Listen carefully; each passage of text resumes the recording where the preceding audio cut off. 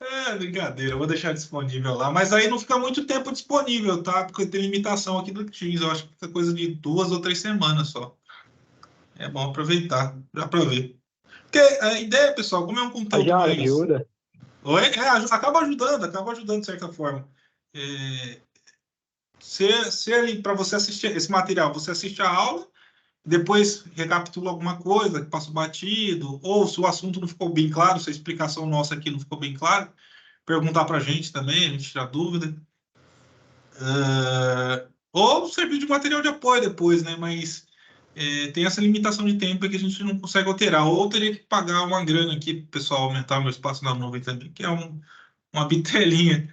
Mas serve para quem, principalmente para quem não conseguir entrar no dia, sabe? Aí assiste no final de semana seguinte, e acaba não perdendo conteúdo, porque como uma aula acaba puxando a outra, né? Um assunto que ele é histórico, não tem como eu avançar num tema sem ter praticamente conhecer ou ter visto o anterior, né? Aí eu fico meio perdido se eu não assistir. Então a ideia de gravar é basicamente o pessoal ter um apoiozinho depois para assistir no final de semana seguinte, para quem estava na aula. E depois o pessoal que também que não conseguiu entrar no dia, né, poder também não deixar de assistir. Mas aí tem essas limitações de prazo. A gente consegue segurar 2, eu acho que até 3 semanas, 3, 4 semanas. Eu acho que um mês é um máximo que dá para deixar lá. Beleza? Mas fica gravado sim. Eu acho que todas as aulas que a gente conseguiu, com exceção da aula 1, estão gravadas. Teve um pessoal que não conseguiu acessar, eu acho que a aula 4. Hoje o dia foi bem corrido aqui para mim, não consegui dar uma checada, mas mais tarde eu checo. Eu não consegui, Alguém? não. Foi você que não conseguiu, Lorival? Eu não consegui, não. Não, alguém mais me mandou mensagem, não lembro, pessoal, sou ruim de gravar nome. Alguém aqui tentou acessar a aula 4 e conseguiu? Acho que ninguém, né? Eu acho que ninguém. Então é isso, pessoal. Hoje a gente vai falar de componente simétrico. Vamos começar aqui, que já deu 42. Alguém aqui já ouviu falar de componente simétrica, pessoal?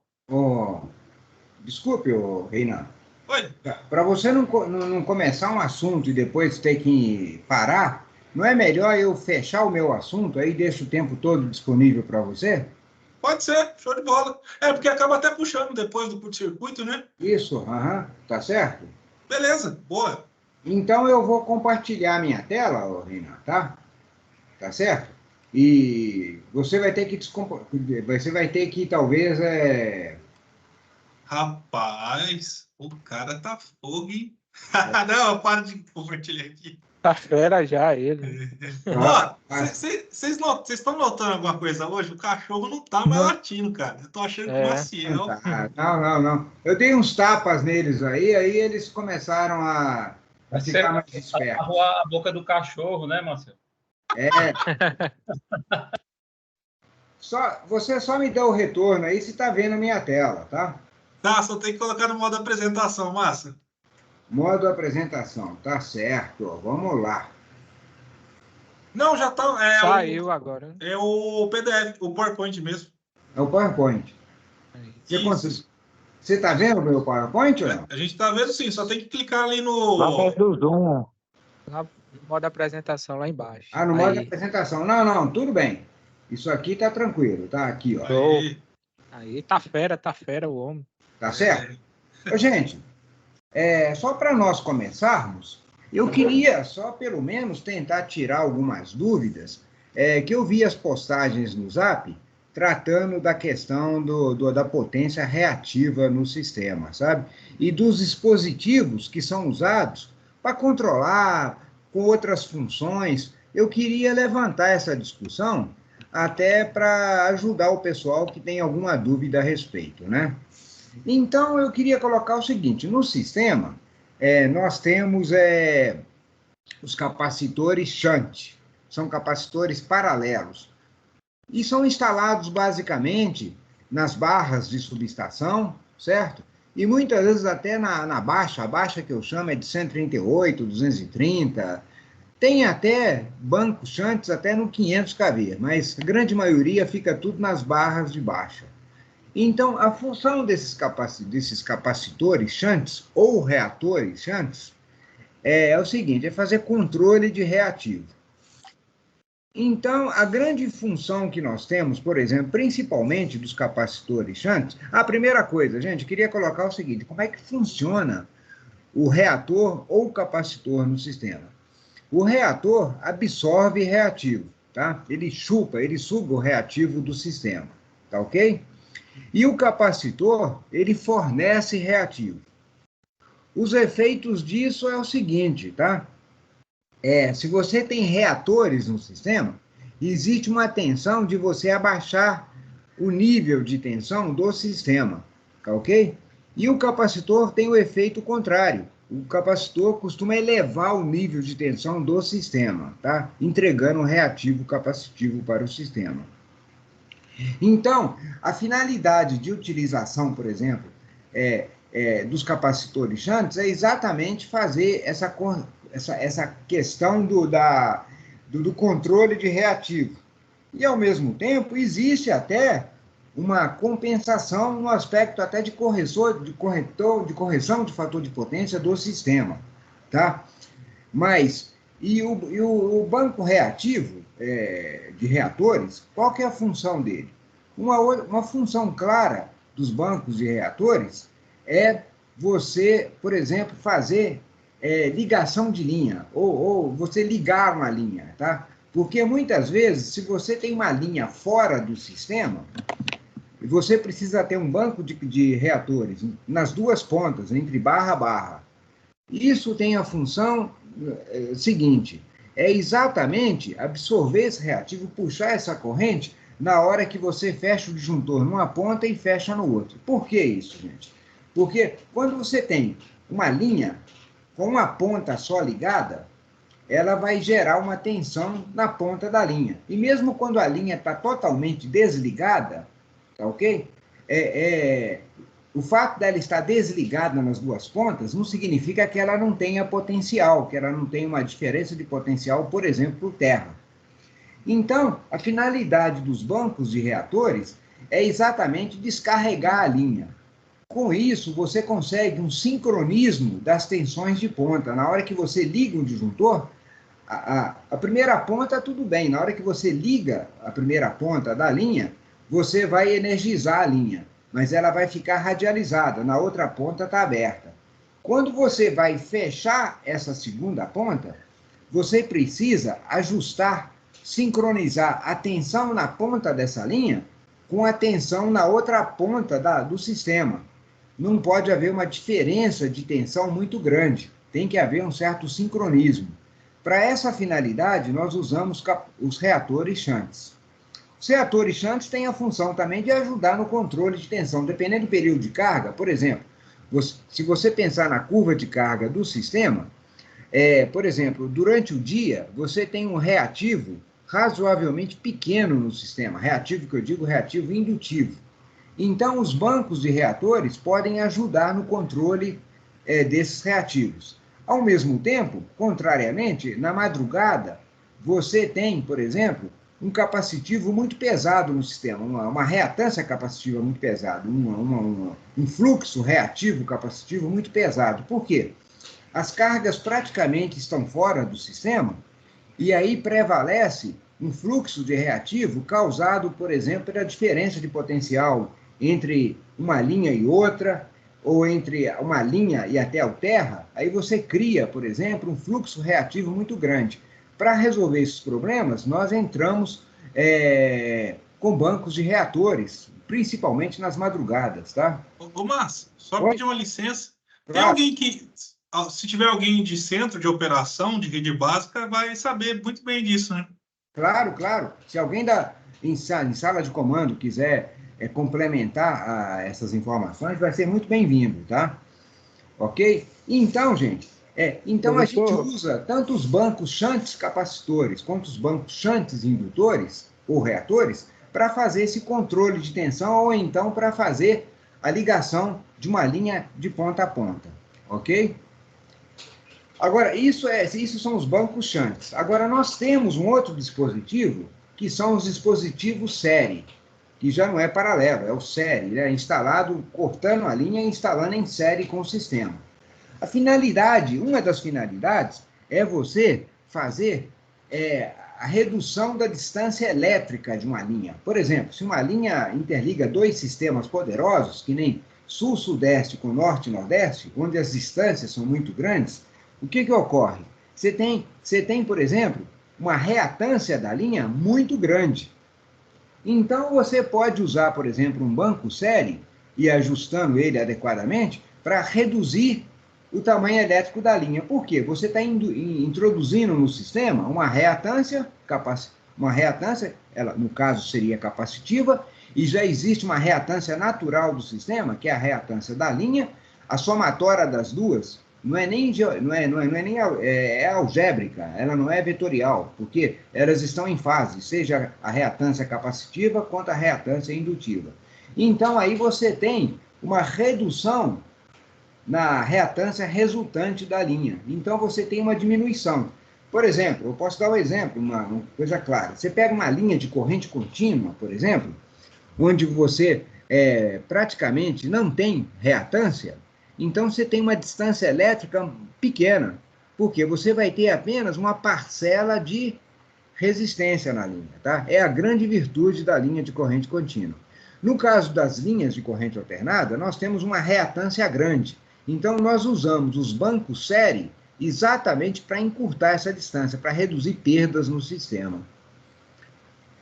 Ficou claro mais ou menos, gente? Outra pergunta também que eu vi nas postagens é o seguinte: o banco série, ele acaba ajudando na correção do fator de potência.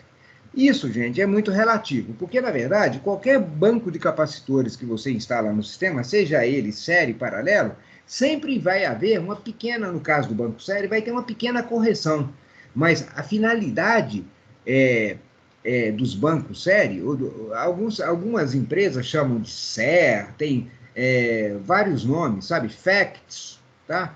Que são um conjugado entre reatores e capacitores, que você pode entrar através de sistemas tiristorizados, que você faz os disparos, você entra com uma quantidade de bancos, por exemplo, de capacitores em série, e depende tudo do projeto da linha e das condições que você está operando o sistema.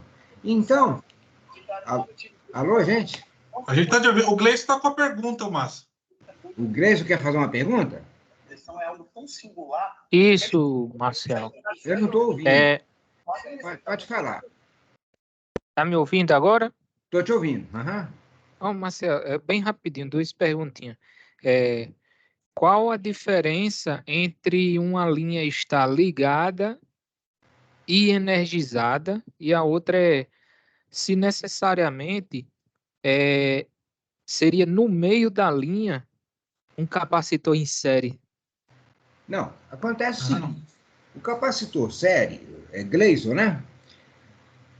Ô, Gleison, isso, Marcelo, o capacitor série é instalado muitas vezes, a maioria das vezes que eu conheço, é instalado entre dois subsistemas. O que são subsistemas? Você tem o subsistema sul-sudeste, ok? E tem o sistema norte-nordeste, o subsistema norte-nordeste. Através das interligações que nós temos, através de Serra da Mesa, as interligações atuais existentes, ora existentes, tá? Então, você tem que escolher um local viável, né, sabe, para instalar esses capacitores série. Agora, o que eu digo é o seguinte: a finalidade do capacitor série, uma das finalidades, a gente vai falar de outras finalidades, tá? É exatamente reduzir essa distância elétrica. Então, o projeto vai determinar o ponto ideal para a instalação de um banco de capacitores série, que, na verdade, no sistema, tudo isso é chamado de FACTS, sabe? O que são os FACTS? São associações de bancos de capacitores e reatores que são ligados nos sistemas de forma série. E agora existem várias variações, isso aí depende da tecnologia, do fabricante. Algumas empresas chamam de SER, outras chamam de SVC, tem vários nomes no meio do caminho, tá ok? Márcio, eu acho que ele perguntou se isso era instalado no meio da linha. Isso, ou no meio da linha. Não, ele fica nas subestações, que nem reator, isso, por exemplo. Ou na saída da subestação. Ele fica numa subestação, tá ok? Tá. Ele fica numa subestação, por quê? Por uma questão de localização e facilidade de manutenção, tá? e até Mas aí ele fica em série com a linha ali, né? ele fica em série com a linha, exatamente. Ah, Tá? Por exemplo, beleza, vamos beleza. supor, você está chegando com uma Posso linha, desenhar aqui, ó. você está chegando com uma linha, por exemplo, numa subestação. Por exemplo, subestação. Sério em paralelo? Oi? Tem paralelo, não? Não tem Desculpa, capacitor sério, não. eu não entendi a pergunta da pessoa. Fica em série ou fica em paralelo? Não, o capacitor série, ele fica em série. Os facts ficam todos em série com a linha. A linha é seccionada, tá certo? Na chegada de uma subestação, na tomada da barra, você secciona a linha e instala o capacitor série ali, tá ok?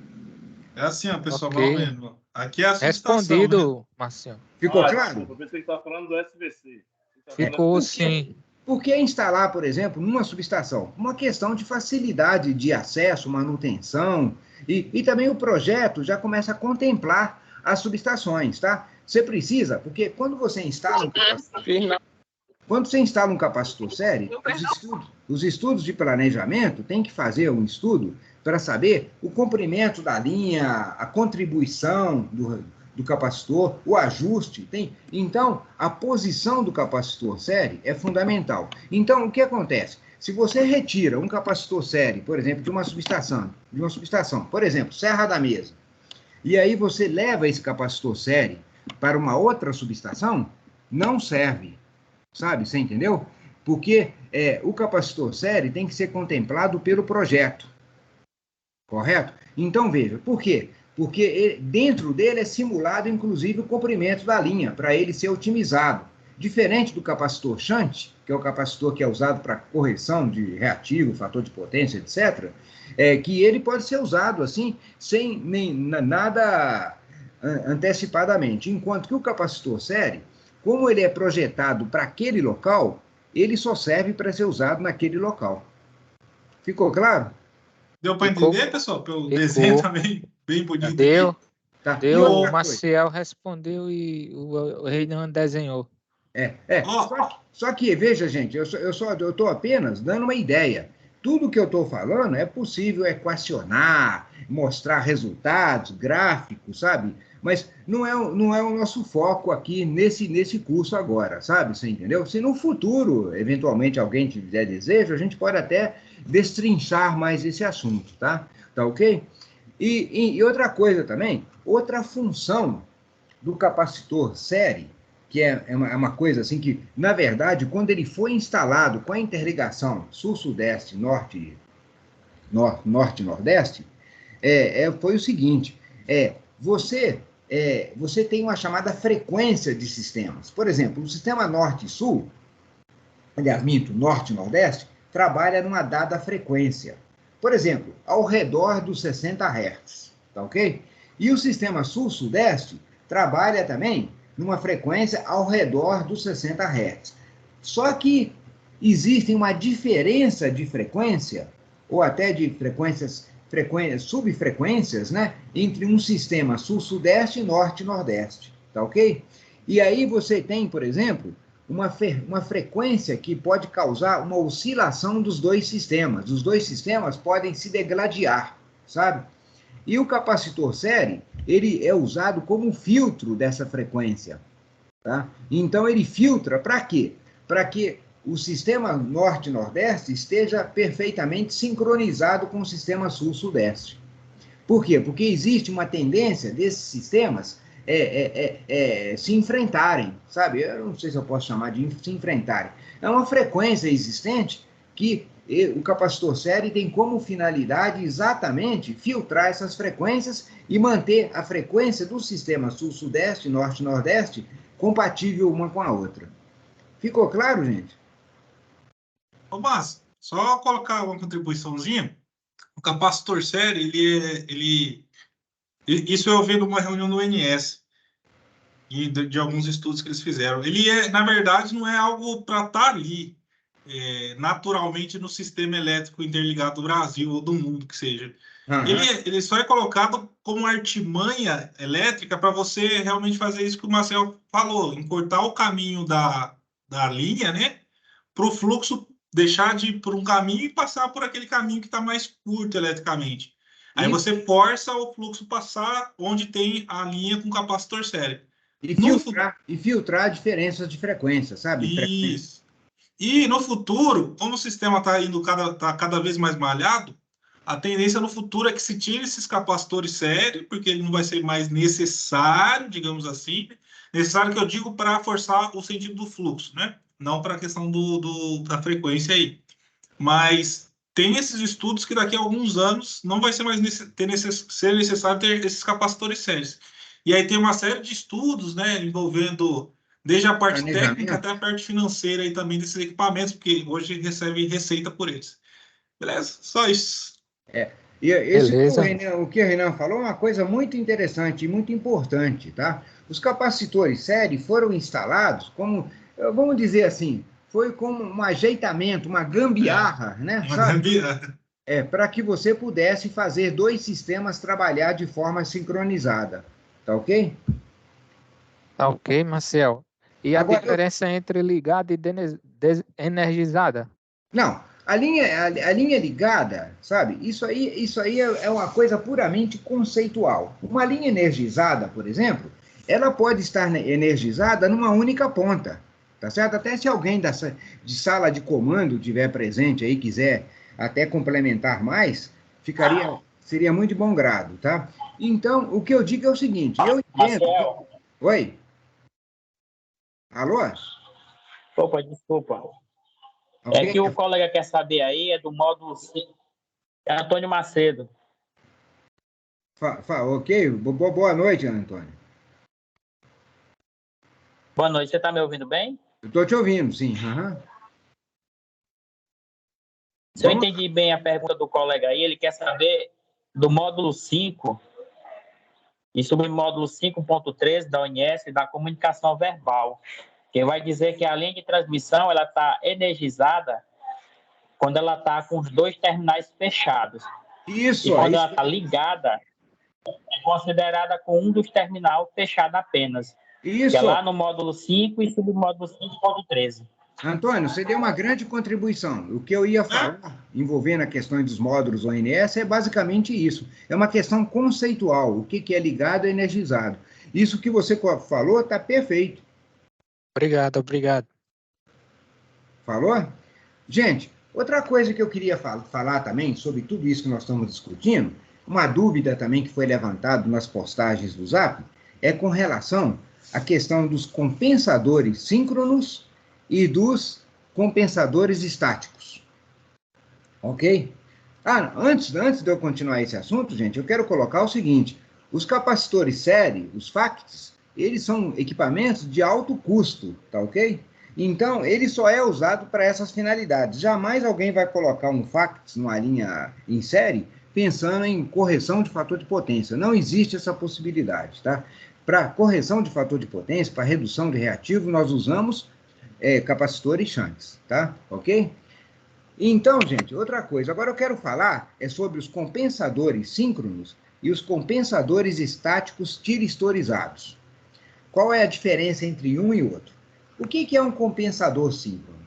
Compensador síncrono, gente, é uma máquina girante, como se fosse uma máquina de uma usina, que não tem um eixo que sai para uma turbina, ok? A máquina, ela fica girando, sabe, no sistema, contribuindo, absorvendo ou entregando reativo, tá? Por quê? Acontece o seguinte, gente, uma máquina girante, ela tem como característica, você pode fazer controle de tensão no sistema através da máquina, fazendo a máquina entregar, através, por exemplo, da corrente de excitação da máquina, você pode fazer a máquina entregar reativo ou receber reativo, tá ok?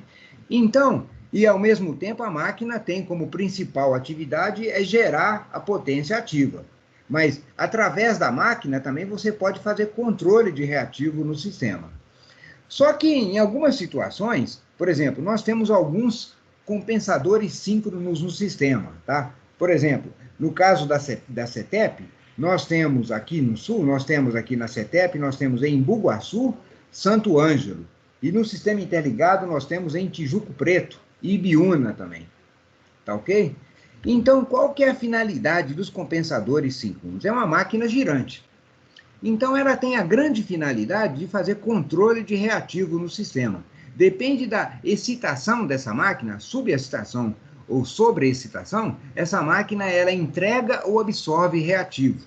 E essa máquina ela não tem a finalidade de gerar potência ativa. Por quê? Ela se localiza num lugar que não tem nem potencial hidráulico para gerar, que nem em Bugaçu, Santo Ângelo. Geralmente são pontos próximos à carga. Tá ok? Então, mas ela tem a finalidade de gerar uma potência reativa. Por isso que eu falo, até uma pergunta também que foi muito tratada na postagem, que a energia reativa, ou o fluxo reativo, ele é indesejável.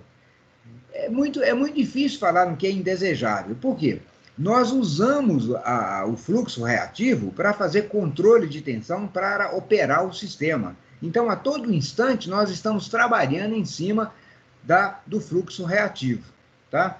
Então, e não tem como, por exemplo, uma máquina elétrica, um síncrono, um gerador síncrono, ele é um material magnético. Ele sempre vai ter uma parcela reativa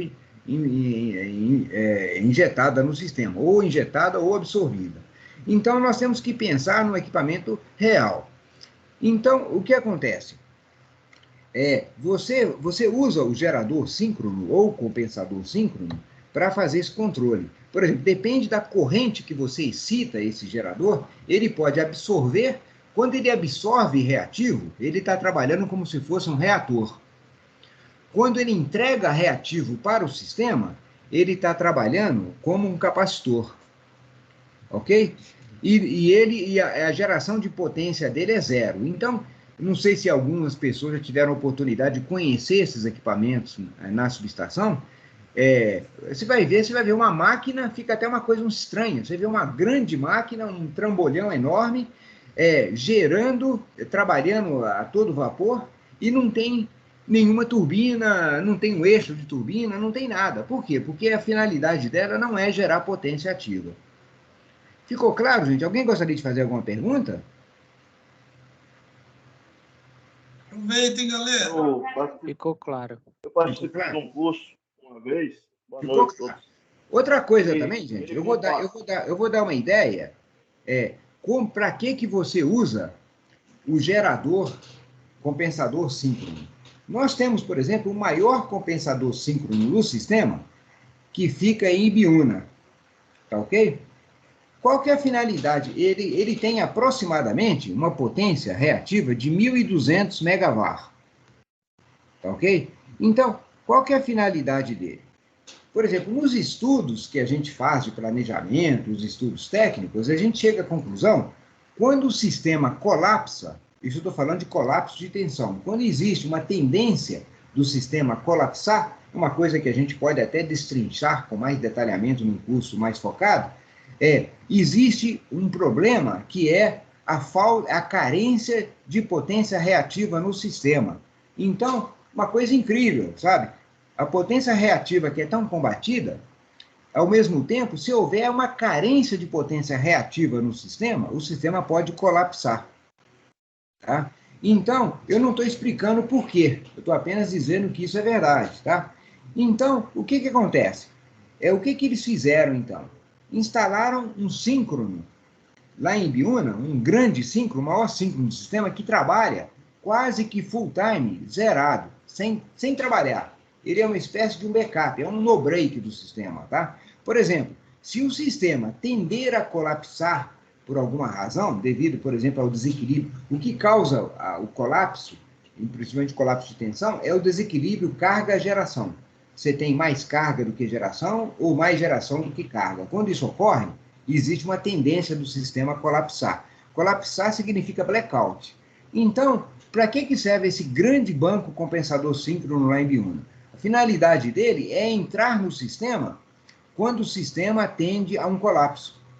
Ele fica praticamente backup lá, esperando uma hora que o sistema solicitar, aí ele entra para ajudar o sistema a evitar colapso de tensão.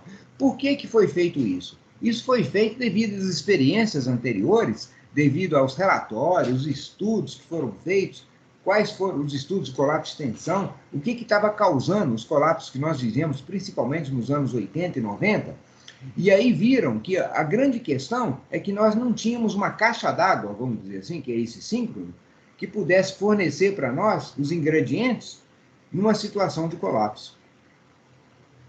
Ficou claro, gente? Marcelo, eu queria fazer duas perguntas. Sim. Pode ser? Claro, vamos lá. Sim, a primeira é com relação ao síncrono. Ele tem que estar ligado, como você falou, ele é tipo um no-break, ele tem que estar ligado direto, né? Isso. E eu queria saber qual meio de controle que é feito para ele injetar reativo no sistema, entendeu? Porque o compensador estático a gente sabe que é os tiristores. E eu queria saber sobre o síncrono, eu não tenho conhecimento sobre isso. O síncrono é o seguinte, tá? O síncrono, ele trabalha, aí nós precisaríamos entrar, por exemplo, nos conceitos e fundamentos de máquinas elétricas, mas eu vou te dar uma ideia. Por exemplo, o síncrono, você tem um estator, tá certo? É uma máquina, é uma máquina convencional. E você tem um rotor, tá certo? Por exemplo, como é uma máquina síncrona, uma máquina de corrente alternada, o controle que você faz nessa máquina é através do rotor, tá certo? Então, um gerador síncrono é necessário para você alimentar o rotor, você tenha uma fonte de corrente contínua, tá ok? Então, um gerador síncrono, ou até uma máquina síncrona, ela funciona da seguinte forma. Para ela gerar energia, você precisa ter um alimentador, sabe? Na tensão aí de 13.4 a 13.8, 14 kV, depende do projeto da máquina, que você alimenta o rotor, tá? Através de uma corrente contínua. Por incrível que pareça, muita gente não percebe isso, que é importante que você tenha uma fonte de corrente contínua para alimentar o rotor de uma máquina síncrona. Essa alimentação pode ser feita através de uma rede externa, tá certo? Uma rede externa, que aí você vai retificar essa corrente para alimentar a máquina, tá? Ou então através de baterias, sabe? Você até deixa numa usina, sempre tem um backup, tem a chamada sala de baterias, tá? Para que serve essa sala de baterias? Uma situação de necessidade, a máquina não perdeu uma fonte de alimentação do rotor, você precisa de um banco de baterias para alimentar o rotor. Ou então que você tem uma rede externa que alimente esse rotor. Tá claro? Então, agora, respondendo a sua pergunta, como é que você... Pois não? Seria para excitação? Não. Acontece o seguinte, você precisa ou ter uma bateria, com um banco de baterias já retificado, para alimentar o rotor da máquina. Uma máquina síncrona, ela funciona da seguinte forma. O rotor precisa ser alimentado com corrente contínua. Tá ok? Ou você retifica essa corrente contínua, ou então você fornece já uma corrente contínua direta através de banco de baterias. Tá ok? Aí, o que acontece? Normalmente, numa usina de grande porte, usinas do padrão Ilha Solteira, Jupiá, etc., como é que você faz? Você tem uma alimentação externa. Você pega essa alimentação externa, retifica essa corrente através de um sistema de retificadores. Toda subestação tem a sala de comando, né? Ou mesmo, eu diria, não a subestação, a usina, onde você tem lá, por exemplo, uma área que faz a retificação dessa corrente para alimentar o rotor da máquina. É o funcionamento da máquina síncrona. Ou então, você deixa umas baterias como backup, né? Se for necessário, por exemplo, ou como no break. Se for necessário, você pode alimentar o rotor para que não haja interrupção da máquina através da bateria. A entrada é praticamente automática. Tá ok? Então, mesma coisa acontece no compensador síncrono. Você precisa ter um banco de baterias ou uma rede de corrente contínua para alimentar o rotor da máquina, para fazer a máquina funcionar. Tá ok? Então, agora, respondendo a primeira pergunta que me foi feita, é o seguinte: como é que a gente controla o funcionamento de uma máquina síncrona? Você controla através da corrente de excitação da máquina. Essa corrente contínua que entra no rotor, você tem um sistema de controle que você aumenta ou diminui essa corrente, tá? Você está mexendo na excitação, sobreexcitação ou superexcitação da máquina. Se você, por exemplo, aumenta essa corrente, você começa a injetar reativo no sistema. Se você diminui essa corrente, você está facilitando a máquina receber reativo do sistema. Então, todo o controle é feito através da fonte de corrente contínua que alimenta o rotor da máquina. Ficou claro? Ficou sim. Obrigado aí, Marcelo. Tá bom? Agora, vamos falar dos compensadores estáticos, né? Compensador estático, o que é um compensador estático? É um sistema tiristorizado, onde você tem, de um lado, um banco de capacitores e do outro lado você tem banco de reatores, tá ok? Então, você pode, através de disparos dos tiristores, entrar com uma quantidade de bancos de capacitores ou de reatores, ou os dois ao mesmo tempo, ou então não entrar com nada. Então, por exemplo, através dos estudos, mostram como é que tem que ser esses disparos para você injetar uma quantidade exata, por exemplo, de reativo, para que haja controle de reativo no sistema, tá? Agora, no passado, até algum tempo atrás, falava-se que a grande virtude do compensador estático, que ele, por ser um equipamento eletrônico, ele é bem mais barato do que uma máquina girante, uma máquina compensador síncrono, tá? Agora, eu tenho opinião de alguns colegas que falam que não é bem assim. Hoje, um compensador estático porque ele sofisticou muito, ele é tão caro quanto hoje um compensador síncrono, tá? Tá ok? Ficou claro? Alguém gostaria de fazer mais alguma pergunta ou não?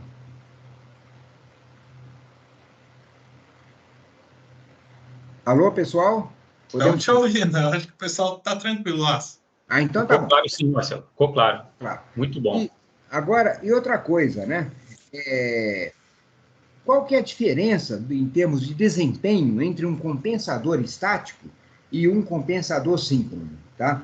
A grande vantagem do compensador síncrono, além de fazer esse controle de reativo, absorvendo ou entregando reativo para o sistema, e a mesma coisa faz o compensador estático, o compensador estático leva uma pequena desvantagem em relação ao compensador síncrono, né? Por quê? Se acontecer uma perturbação no sistema, uma oscilação de tensão, de corrente, um curto-circuito, por exemplo, aí o Reinan vai poder explicar até melhor, a primeira coisa que cai fora é um compensador estático.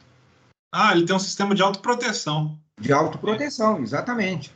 Então ele cai fora, até por uma questão de proteger o próprio compensador estático, porque ele não resiste a grandes oscilações. Ele não resiste a grandes oscilações, né? Enquanto que a máquina síncrona, como é um equipamento mecânico, né? Quer dizer, ela é um equipamento eletromagnético, mas também ele tem um componente mecânico muito pesado. Então, a máquina síncrona, ela possui um fator que nós chamamos de inércia da máquina. A máquina síncrona, ela consegue absorver grande parte da inércia. Se o sistema balançar, sabe, a máquina síncrona aguenta, sabe, ela suporta. Então, é a mesma coisa que eu falo para vocês, é o seguinte, eu faço uma comparação interessante, é o seguinte, hoje os equipamentos, praticamente são todos transistorizados, com chips, essa coisa toda e tal. Os equipamentos antigos eram a válvulas, tá? Qual que era a diferença entre a válvula e os transistores? Basicamente fazem a mesma coisa, mas só que a válvula, ela tinha uma capacidade maior de inércia de suportar perturbações. Então, eu quero dizer o seguinte, um rádio, antigamente, que era a válvula, se acontecesse uma variação de tensão no sistema, ele suportava. Enquanto que o transistor hoje não suporta. Qualquer variação cai fora ou atua proteção. Tá ok? E a mesma coisa acontece com a máquina síncrona. A máquina síncrona no sistema, ela suporta grandes variações. Quando eu falo de máquina síncrona, eu estou falando do compensador síncrono, inclusive dos geradores síncronos. Então, quando você tem um sistema onde o pátio de geração basicamente é formado com a geração hidráulica, a capacidade inicial desse sistema é muito grande. Por causa disso, como nós temos uma grande parcela de geração hidráulica no sistema, então você tem uma grande capacidade inicial. O sistema suporta grandes variações de tensão ou surtos, né, sem que haja danos ao sistema. Enquanto que, por exemplo, gerações, que nem fotovoltaica, eólica, etc., ela não suporta, ela é de baixa capacidade inercial, inclusive a nuclear também, tá certo? Então, quando acontece uma grande perturbação no sistema, a primeira coisa que cai fora do ponto de vista da geração são as fotovoltaicas, eólicas, nuclear, termoelétricas, cai tudo fora. Agora, a geração hidráulica ela continua funcionando e com a intenção de segurar o sistema, de manter, por exemplo, ela faz um papel de mola, né? Ela segura o sistema, ela tende a manter o sistema sempre em pé. Ficou claro, gente? Ô, Márcio, vou responder umas perguntas. Ficou claro, pessoal? Alguém vai perguntar? O Carvalho vai perguntar aqui. Manda aí, Carvalho. Não, levantei sem querer. Tá ótimo, ficou bem só entendido. responder umas perguntas aqui do pessoal. Eles perguntaram se o reator shunt é também chamado de reator de aterramento. E essa aqui eu posso até responder. Na verdade, não. São duas coisas diferentes. O reator de aterramento geralmente é uma reatância que é instalada no fechamento estrela de transformadores ou de até reatores mesmo. Então, você tem as 3 fases lá do reator, tem o fechamento do nêutron e você aterra ele solidamente com uma reatância, uma resistência ali.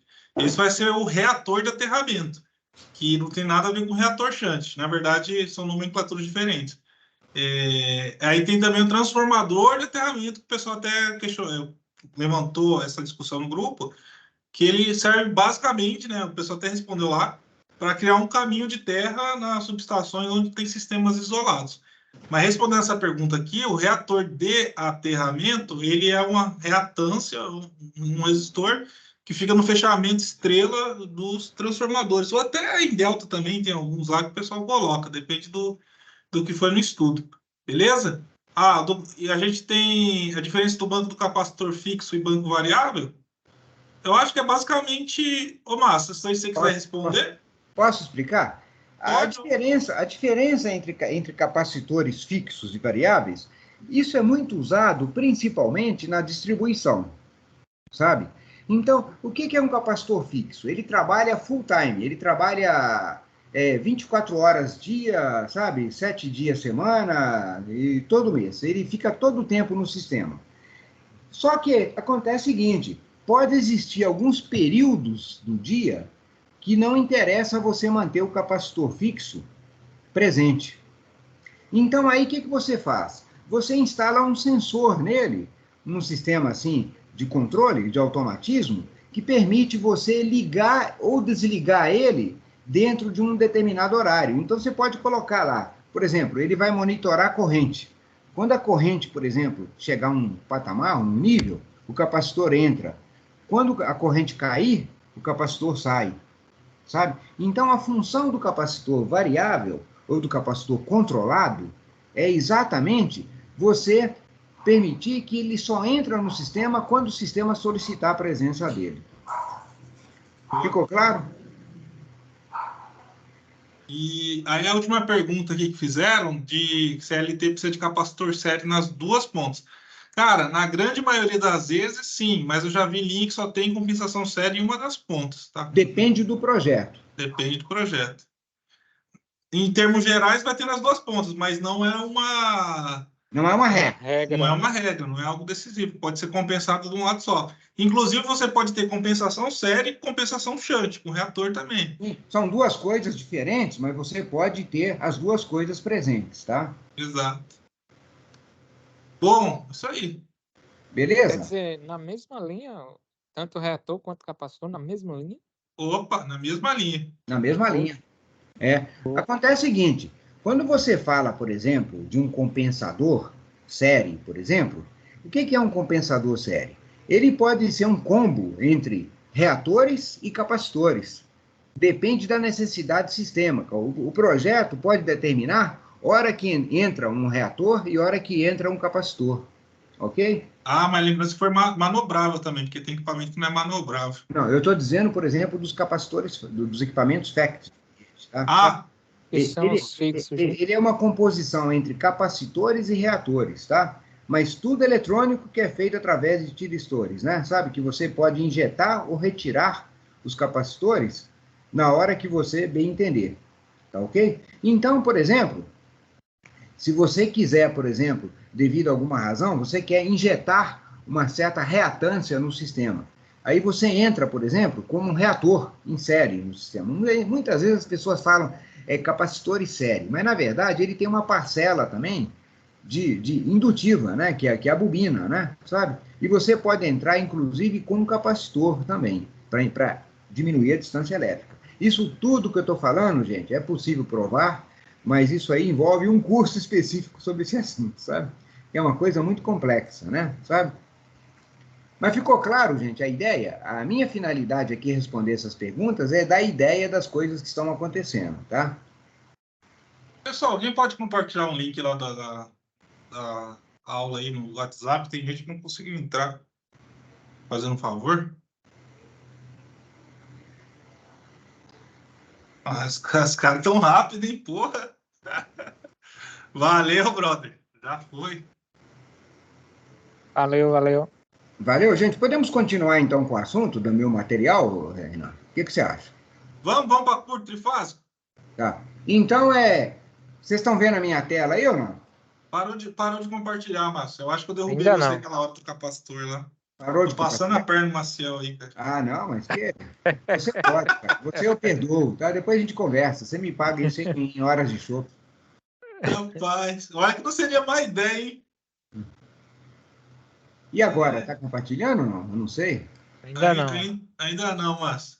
Epa, eu sou meio ruinzinho desse negócio, viu, cara? Sabe, eu lamento, peço desculpas a todos vocês pela minha incapacidade de fazer essas coisas de maneira rápida e clara. Mas o que importa, você sabe bem, pô, sistema elétrico. A única coisa que eu consegui aprender na vida foi sistema elétrico. O resto, cara, sabe? Eu só levo bordoada. A minha mulher fala que eu ajudo ela errado, lavo louça errada, sabe? Ajudo a arrumar a casa errado, cuido dos filhos errados, sabe? Mas, em compensação, eu posso dizer que eu conheço um pouco o sistema elétrico. Faz parte, pô. Não dá para ser bom em tudo, Marcel. Deixa eu tentar novamente aqui, ó. Será que vocês não estão vendo ainda a minha tela? Não, já está sim. Tá sim. Dá para ver já. Dá para ver? Ah, então tá perfeito, gente. Então vamos continuar, então.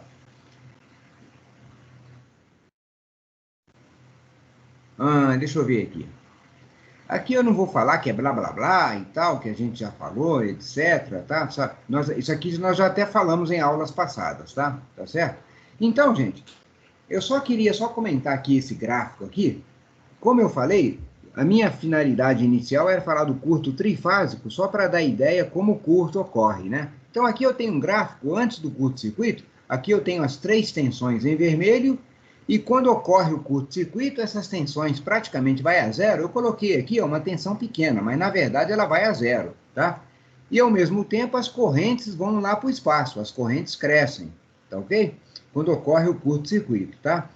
Agora é importante citar que aí o Reinan, que vai entrar com conhecimentos mais aprimorados, quando ocorre um curto, por exemplo, numa única fase.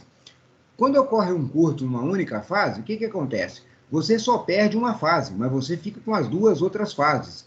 Quando isso ocorre, através, por exemplo, até de Kirchhoff, se você somar as 3 correntes presentes no sistema, e aqui no ponto de conjunção, né, de intercepção, você vai ter essa corrente, praticamente, vai ter uma corrente. Então, uma corrente vai ser diferente de zero. No caso de um sistema equilibrado, a corrente aqui no neutro, que nós chamamos de neutro, a corrente é zero. Quando ocorre, por exemplo, a perda de uma das linhas, essa corrente passa a ser diferente de zero. Por causa disso, que nós chamamos que, num sistema sujeitas, por exemplo, à perda de uma linha, o curto assimétrico, nós vamos ter uma corrente ou uma tensão de sequência zero, né? Certo? E vamos ter também, num sistema equilibrado, nós temos apenas a sequência positiva. Quando você perde uma fase, você vai ter uma sequência positiva, negativa e zero. Tá ok? Isso aí eu não vou detalhar muito, que isso aí é assunto do Renê.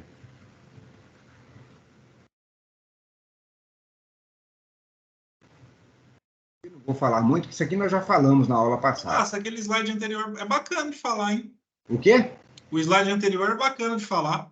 O slide anterior, esse daqui? Então vamos lá. Ó. Conhecimento dos valores de curto-circuito. Para quê?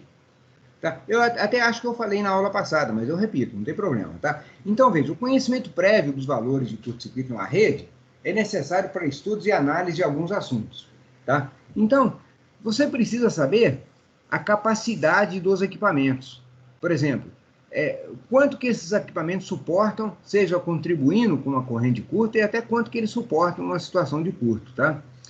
Aqui é fundamental que ajuda nos cálculos de proteção, né, dos relés de proteção, exatamente para que o relé possa atuar e evitar qualquer danos ao sistema. Você tem aqui a seleção dos relés limitadores de corrente, né? Sabe, eu acho que o Renê pode explicar melhor isso aí, tá? E também o cálculo de esforço mecânico nos elementos estruturais dos equipamentos, tá? E o cálculo das malhas de aterramento. Eu não vou detalhar esses itens seguintes aqui, porque isso aí já entra na questão do estudo do Renê. Mas só para dizer, só para colocar. Você gostaria de colocar alguma coisa aqui, Renê? Não, tá tranquilo. Tranquilo? Tudo bem. Tá filé, pau na máquina. Tá. Então, aqui, ó, na ocorrência de curto, é necessário que a parte atingida seja isolada rapidamente do restante da rede para evitar danos materiais e restringir ao máximo a sua repercussão no sistema. Essa função é desempenhada pelo sistema de proteção. Então, aqui, só coloquei essa tela aqui só para mostrar. Então, aqui você tem aqui uma linha, sabe? Você tem aqui TC, TP, que alimenta um relé. Esse relé atua no disjuntor. Você precisa aqui também de um sistema de bateria para ajudar aqui no assessoramento do relé. Quando acontece um curto aqui, esse relé manda desligar esse disjuntor, pode mandar desligar o disjuntor da outra ponta também, tá ok? Eu não sei como é que o Renê vai colocar... Eu vou falar sobre isso na aula de teleproteção. Tá, então eu não vou detalhar muito essa questão da teleproteção, tá certo? Eu só para mostrar como é que são mais ou menos ajustados os equipamentos na rede. Ajustados, que eu digo, posicionados os equipamentos na rede. Tá? Então, aqui, ó. Eu também não vou falar aqui, ó, o que é um disjuntor, redutores de medida, essas coisas eu não vou falar. Porque isso aí eu falei na aula passada, tá, gente? Então, veja. E essa aqui é uma parte importante. As hipóteses simplificadoras para cálculo de curto-circuito. Nas simulações de curto-circuito são adotadas algumas simplificações. As máquinas síncronas operando com a tensão de 1 PU, 0 graus, tá ok? Então, você impõe às máquinas todas as tensões nominais. Se a máquina for de 14 kV, ela vai trabalhar com 14 kV, se for 13,8, então vamos falar em PU, fica mais fácil, é 1 PU, tá ok? Os parâmetros shunts das linhas são ignorados. O que são os parâmetros shunts? São os capacitores e os reatores. Por quê? Porque na ocorrência de um curto, a corrente de curto é uma corrente puramente reativa. O que vai acontecer? Ela vai procurar o caminho mais fácil para circular.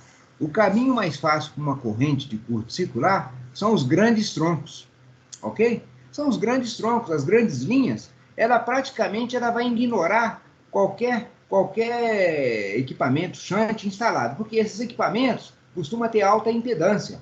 Então, a baixa impedância está nos grandes troncos, ok? As cargas também, gente, são ignoradas. Por que as cargas são ignoradas? Exatamente, a carga é um dispositivo de alta impedância. Então, a corrente de curto vai preferir circular pelos grandes troncos até o ponto de curto, tá? Nós vamos mostrar isso no gráfico, tá? Aqui é uma premissa, transformadores operando no TAP nominal, e simula-se somente a condição mais extremante, que é a condição de geração máxima do sistema, que nós chamamos de inércia máxima, tá ok? Então, gente, só para colocar que o curto trifásico é um curto particularizado.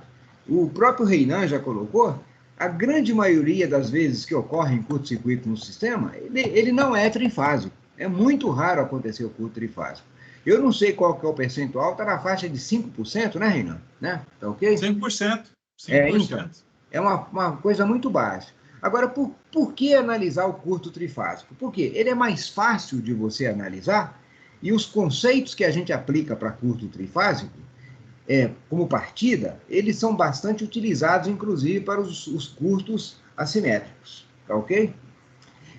E a grande vantagem de você analisar o curto-circuito trifásico como as três fases são rigorosamente iguais, mesmo pós-curto, as três fases comportam-se equivalentemente. Se você não tem corrente de sequências, só tem a sequência positiva. Então, Então, a corrente no neutro de um diagrama, né, das 3 fases, como eu estava colocando aqui, ó.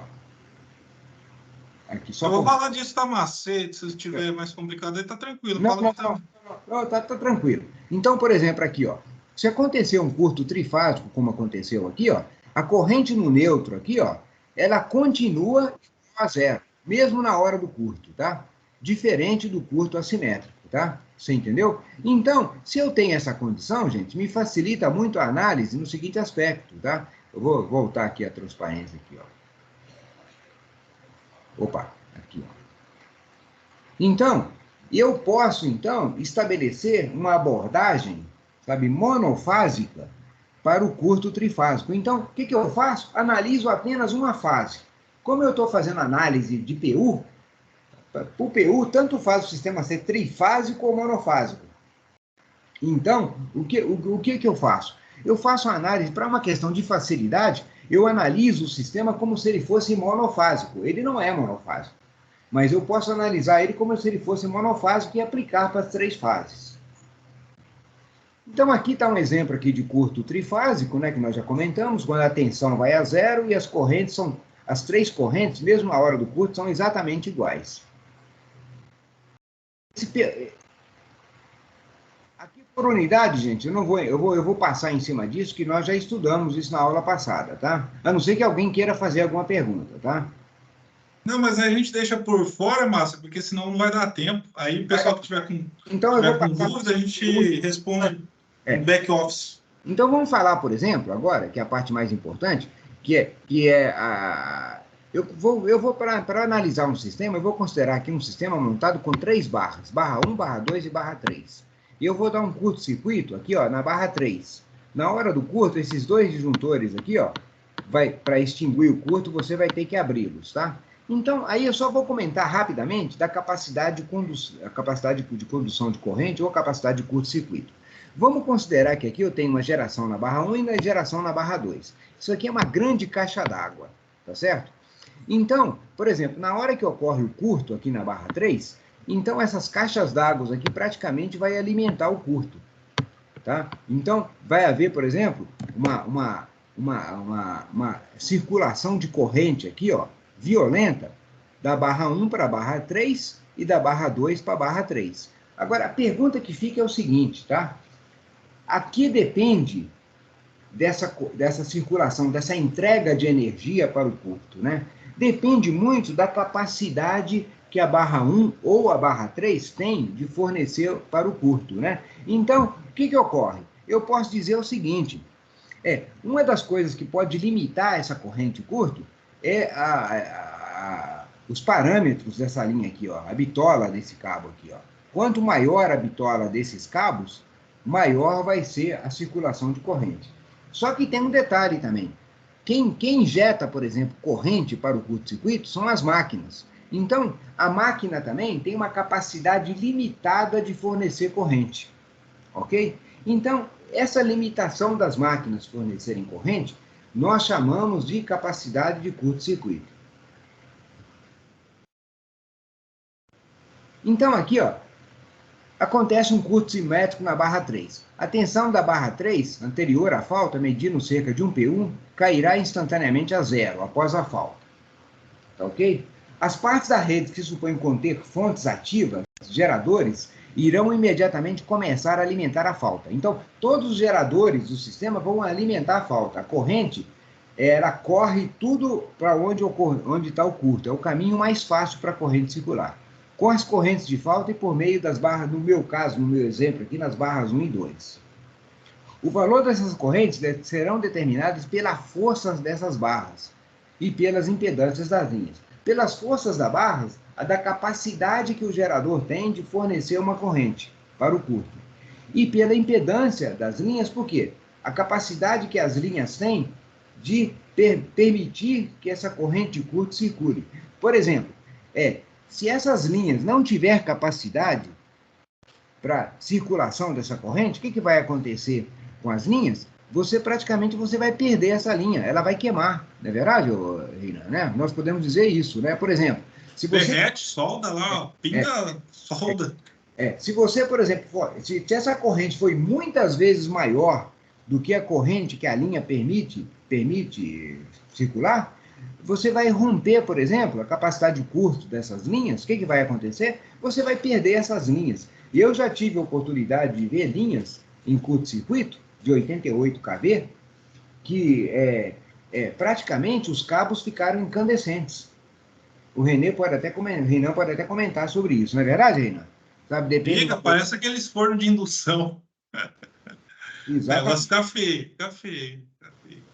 Então, veja, ó. Então, em geral, essas correntes atingirão um valor muito superior às correntes normais da rede, e os disjuntores D1 e D2 serão comandados para abrir, por intermédio dos sensores, dos relés, né? Ok? Então, conceito de capacidade de curto-circuito. Gente, veja bem. Eu não vou esquecer essa blá blá blá toda aqui, então só para te falar um negócio, quer ver? Ó? Eu vou só voltar no diagrama aqui, ó. Então, gente, nós falamos de capacidade de curto-circuito. O que é capacidade de curto-circuito? É a capacidade que as gerações têm de fornecer uma quantidade de energia ou de potência, né? Não bem energia, mas potência, para o curto-circuito. Quanto maior essa capacidade, cada barra tem a sua capacidade devido à quantidade de geração alocada naquela barra, tá? Ou naquele sistema. Então, por exemplo, se uma barra está super interligada com várias gerações de grande porte, com grande inércia, então essas gerações vão ter uma capacidade muito grande de fornecer uma corrente para alimentar o curto. Então, conceito de capacidade de curto-circuito.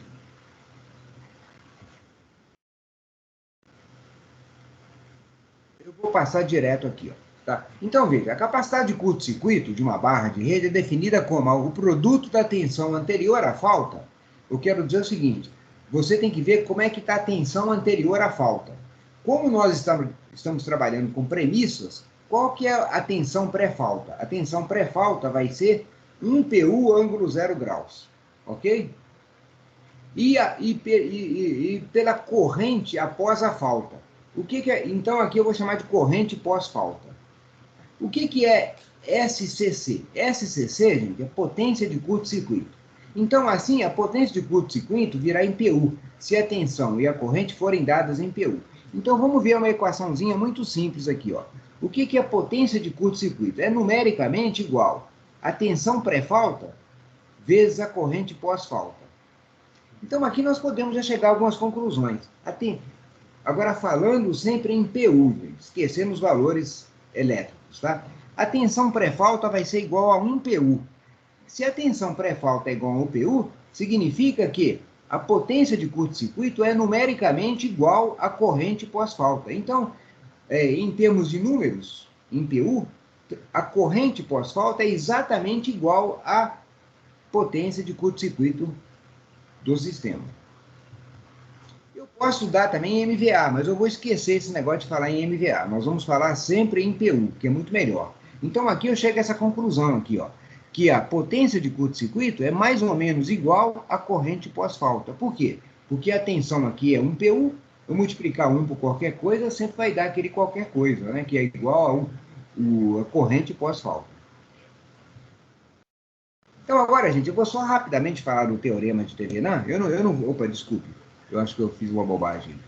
Eu vou voltar novamente a tela aqui. Então, voltar no diagrama aqui, gente. Só um instantinho. Aqui, ó. Eu vou só dar uma ideia de teorema de Thevenin. Eu não vou ficar falando a parte de conceitos, definições, que eu acho muito complicado. Até eu, quando eu passei a minha engenharia toda sem entender o teorema de Thevenin, porque os professores não me explicaram direito. Eu tive que estudar o teorema de Thevenin e tentar entender como é que ele funciona. E eu vou explicar para vocês do jeito que eu aprendi, sabe, o teorema de Thevenin. Acontece o seguinte, gente. Vamos analisar de maneira tranquila. Aqui, por exemplo, eu venho aqui nesse sistema e abro esses dois disjuntores, disjuntor 1 e 2, onde ocorreu o curto. Aí, eu mando uma pessoa lá nessa subestação, lá na barra 3, ele vai simplesmente olhar o sistema. Eu quero que ele olhe o sistema tanto do lado direito quanto do lado esquerdo, L1 e L2. Eu quero que ele olhe o sistema e diga para mim o que ele está vendo. Sabe, você entendeu? Então, vamos supor que ele tem uma visão de raio-x, uma visão de super-homem. Então, ele vai ver, por exemplo, aqui, ó, uma linha 1, vai ver uma linha 2, vai ver aqui barra 1, barra 2, ele vai ver aqui basicamente uma geração. Se tiver mais gerações, ele vai ver, tá certo? Então, ele vai ver isso, tá? Só que aí, gente, nós temos que usar o poder da representação. O que é um gerador? O gerador é um equipamento magnético. Um gerador ideal, ele não apresenta impedância. Então, a impedância de um gerador ideal, a impedância é zero. Se a impedância é zero, significa um gerador ideal é um equipamento curto-circuitado, sabe? Então, ele não oferece nenhuma impedância para circular a corrente.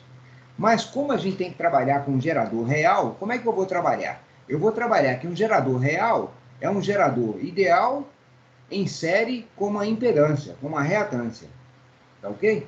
Considerando que o gerador ideal é curto-circuitado. Então, é isso que é o Thevenin, gente. Então, agora, só para completar aqui, ó, eu vou te mostrar agora como é que a gente vai representar isso aí.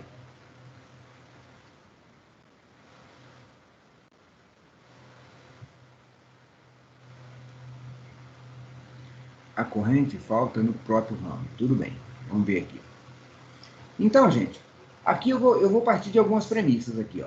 Eu tenho aqui uma corrente de falta, que eu vou chamar de IF, o V30, que é a tensão pré-falta na barra 3, tá certo? O ZF é impedância adicional que representa o sistema na situação de curto-circuito, que não seja sólido. Eu tenho que colocar essa parcela de impedância, e o Renan vai trabalhar com essa parcela, porque o curto dele é assimétrico, tá ok? Quando eu trabalho num curto trifásico, eu praticamente desconsidero essa parcela aqui, ZF. Ela não existe, porque o curto é totalmente simétrico, não é necessário você considerar uma impedância, porque aí você cria as chamadas, as componentes simétricas, né? As correntes de sequência zero, negativo e positivo. No caso dos sistemas trifásicos equilibrado, eu não tenho essas componentes. Então, se eu não tenho essas componentes, eu digo que esse VZ aqui é igual a zero. Então, veja, ó. Então, agora nós vamos voltar àquele exercício que nós fizemos. A impedância vista pela barra 3 com todas as frentes ativas ativadas. Então, o cara, ele vai olhar ali, nos disjuntores 1 e 2, ele vai olhar o sistema. Então, veja bem. Então, ali na barra 3, eu vou ter uma tensão ali, ó. Uma tensão pré-falta, V30, que vai ser igual a 1P1, tá certo? Dividido por uma impedância, tá? F aqui, que eu chamei de falta, que é uma impedância quando eu tenho, por exemplo, valores de sequência na rede, que é o caso aí dos componentes simétricos, tá? E eu tenho aqui uma impedância interna da rede, tá? Que é a impedância característica da rede. Então, quando eu tenho um curto trifásico, esse VZ aqui, praticamente, ele não existe. Opa, desculpa. Voltando aqui, só um instantinho. Então, esse VZ, praticamente, ele não existe. Eu posso pincelar ele. Então, o que vai ser a corrente pós-falta? A corrente pós-falta vai ser igual a tensão pré-falta dividido por uma impedância interna do sistema. O que é impedância interna do sistema? Gente, voltando àquele diagrama, vou voltar no diagrama aqui, Júlio.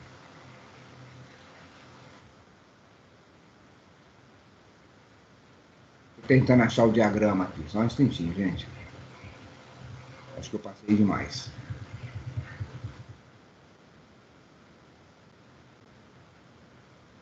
Então, aqui, ó, voltando a esse diagrama, o que é, por exemplo, impedância interna do sistema? Eu estou olhando o sistema daqui, ó, com esses dois disjuntores abertos. Então, aqui, ó, eu vou ver uma impedância aqui, ó, que é a impedância dessa linha aqui, ó. Ok? Como eu tenho aqui, basicamente, um gerador, eu vou ter, por exemplo, um gerador, como eu falei, um gerador ideal, ele é curto-circuitado. Então, eu só vou conseguir ver a impedância real dele, a impedância magnética que ele tem. Então, aqui, o que eu estou visualizando nesse ramal aqui? Eu vou ver a impedância dessa linha mais a impedância do gerador. O que eu vou ver aqui? Eu vou ver a impedância dessa linha mais a impedância do gerador. Simplificou bastante. tá ok? Então, o Zin, por exemplo, o que é o Zin? É muito simples. O Zin é essa impedância, que como eu estou analisando o sistema olhando daqui, e são dois sistemas, direito e esquerdo, esses dois sistemas estão em paralelo, tá ok? Então, aqui eu vou colocar a impedância dessa linha mais a impedância desse gerador em paralelo com a impedância dessa linha mais a impedância desse gerador. Então, eu vou ter um paralelismo criado aí. Gente, alguém pode me interromper a hora que quiser, tá?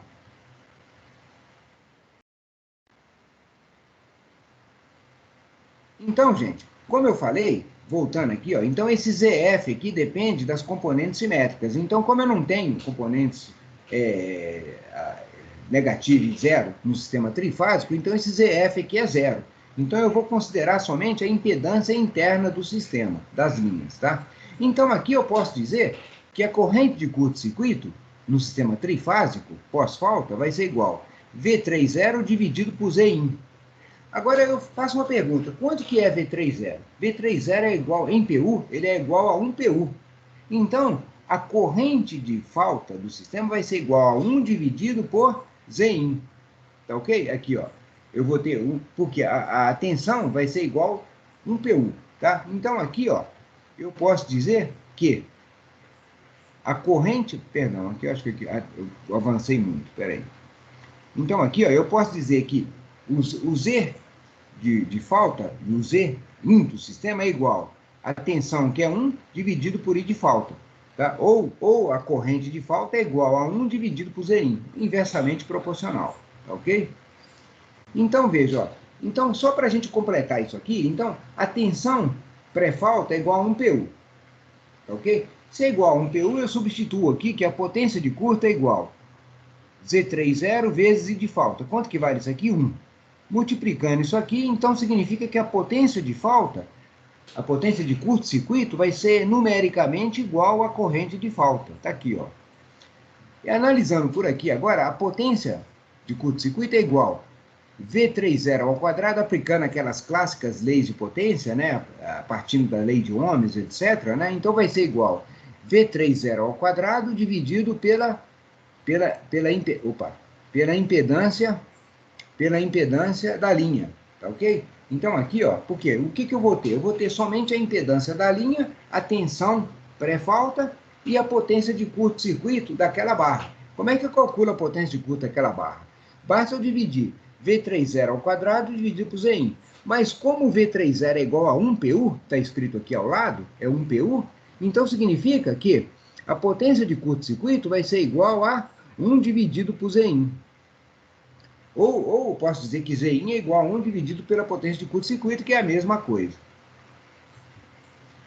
Então, gente, só para a gente fechar essa discussão toda aqui, o que acontece? Eu vou ter, então, o sistema meu representado por tudo isso aqui, ó. Onde aqui eu vou ter uma tensão aqui, ó, V30, que é igual a 1 PU. Aqui eu vou ter que o Zin vai ser igual a 1 sobre a potência de curto-circuito. Tá certo? Esse Zin aqui, ó, é 1 sobre a potência de curto-circuito, como eu demonstrei na vez passada, que, na verdade, o Zin é igual a V dividido pela potência de curto. V ao quadrado, né, dividido por potência de curto. 1 elevado ao quadrado vai dar 1. Então, aqui eu posso dizer que o Zin vai ser igual a 1 dividido pela potência de curto na barra 3. Então, veja, olha, da barra em falta, o resto da rede aparece como uma força eletromotriz atrás. O que é força eletromotriz? Força eletromotriz é tensão atrás de uma impedância. Está aqui, ó. Uma tensão, que é esse gerador, atrás de uma impedância, e eu posso calcular essa impedância sabendo a potência de curto-circuito da barra. Então, gente, alguém gostaria de fazer uma pergunta para a gente encerrar esse assunto ou não? Posso continuar, gente? Reinan? Pode mandar. Posso continuar? Então, gente, para não ficar uma coisa muito teórica, eu vou fazer um exemplo de aplicação, usando ainda esse exemplo meu. Barras 1, barra 2 e barra 3. Vai acontecer um curto na barra 3. Então, como é que eu vou analisar esse sistema, tá? Veja bem, quais são os dados que o problema me dá? Eles falam, com os disjuntores D1 e D2 aberto, eu vou dividir a rede em duas partes. Então, as barras 1 e 2 têm os seguintes valores de curto-circuito. Quer dizer, tem o seguinte valor de capacidade de contribuição para o curto-circuito. Então, ele quer dizer o seguinte, que a barra 1 tem uma capacidade de 8 PU. Quanto que eu posso falar disso aí em MVA? Basta você multiplicar pela potência de base do sistema, o S de base. O S de base de um sistema é 100 MVA. Se eu multiplicar 8 por 100, então eu vou ter 800 MVA. Então eu quero dizer que a barra 1 tem uma capacidade de fornecer potência para o curto de 800 MVA. E a barra 2, que é 5 PU, então vai ter 500 MVA de capacidade de condução. Agora falando em PU, vai ser 8 PU e 5 PU, tá certo? Aqui está dizendo o seguinte, as impedâncias das linhas L1 e L2 é 0,3 PU. Por que eu estou falando que é somente 0,3 PU? Porque, como a corrente de curto-circuito é uma corrente puramente reativa, não tem muito sentido eu falar da parte ativa, sabe, que é a parte resistiva da rede. Então eu vou já dizer direto, eu vou só representar a parte reativa, que é 0,3 PU para as linhas 1 e 2. São duas linhas iguais, 0,3 por um lado e 0,3 por outro. E os outros geradores, o gerador 1 vai ter uma impedância de 0,12,5 PU e 0,2. Então aqui eu estou querendo dizer que esse gerador aqui, ó, vai ter uma impedância aqui, ó, impedância interna dele de 0,25 e esse aqui vai ter de 0,2 PU. E ele é considerado um gerador ideal na parte magnética então o gerador vai ser representado basicamente como se fosse uma única impedância.